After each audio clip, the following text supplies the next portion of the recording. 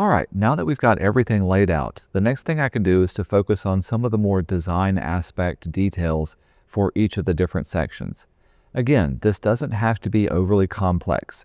All I'm focusing on is changing the colors, the fonts, maybe adding a little bit of style variation just to make things be a little bit better.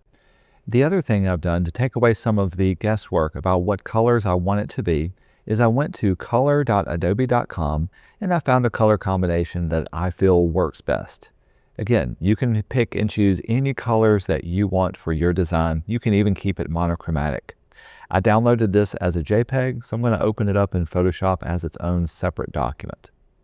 Now, in order to use these colors, I'm going to use my eyedropper tool. Now I'm going to click on them to select it, and then go over to my swatches panel and create a new swatch.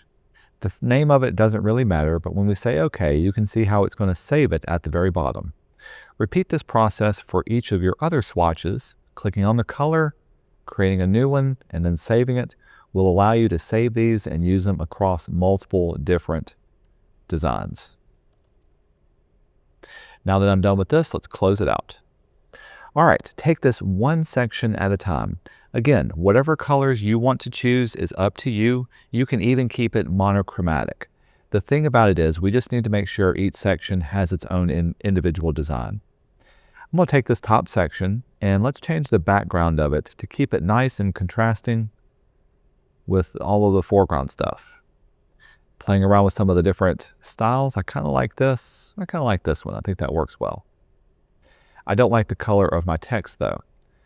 Making sure my move tool is choosing the individual layer will allow me to click and drag over all of the different parts and just get the text layers that I want to change. And then from there, I can go into their properties panel and change the text color to be something a little bit brighter, like a solid white. Let's do the same for both of these down here too. And finally, I'll make this text color be a little bit more poppy as well. I think that looks good.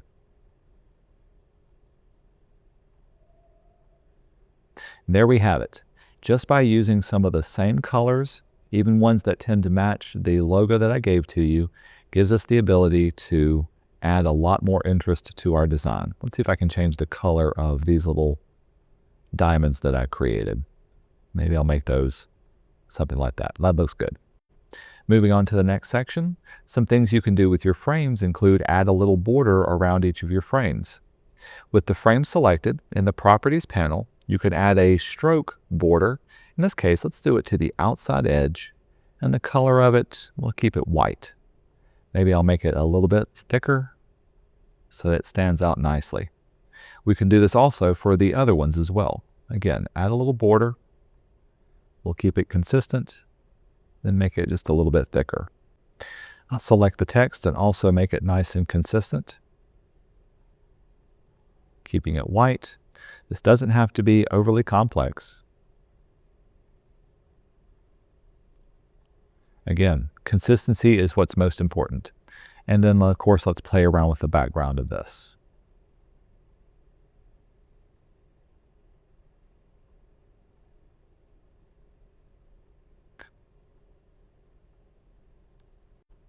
This section is relatively simple.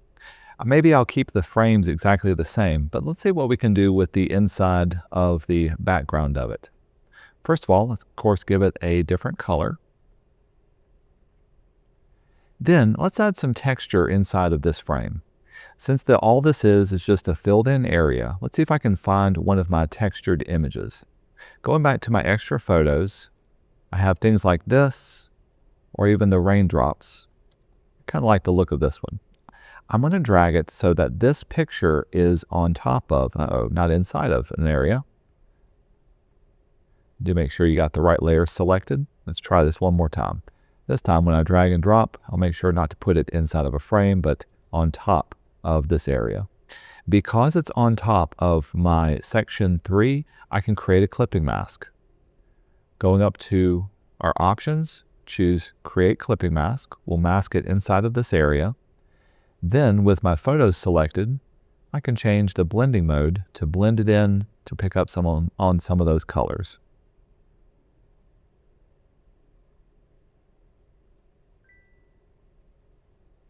and then maybe drop the opacity down. Now, rather than having just a solid color, it has a little bit of texture inside of it. Repeat this process for all of the other different layers until you get everything nice and formatted the way you like.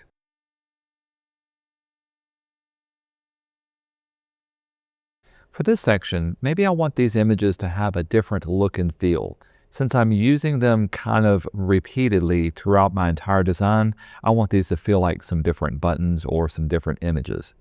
One of the quickest and easiest things you can do is to simply change the color of them. To do this, I'm going to grab my rectangle tool, and I'm simply going to draw a rectangle on top of each of the frames. With that done, I can then change the blending mode for that rectangle to be something like overlay or screen or even color or hue. Let's go with color, and you can see how it colorizes it a different color. Now, of course, this depends on the blending mode that you use, and you can also drop the opacity down if you wanted it to not be as prevalent. I'm simply playing around with the look and feel. I think color is going to give me the best results. Let's do the same thing for all of the other ones as well. Again, choosing the frame, I've got my rectangle tool.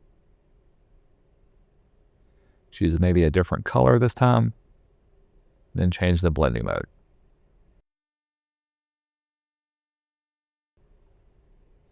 Much better.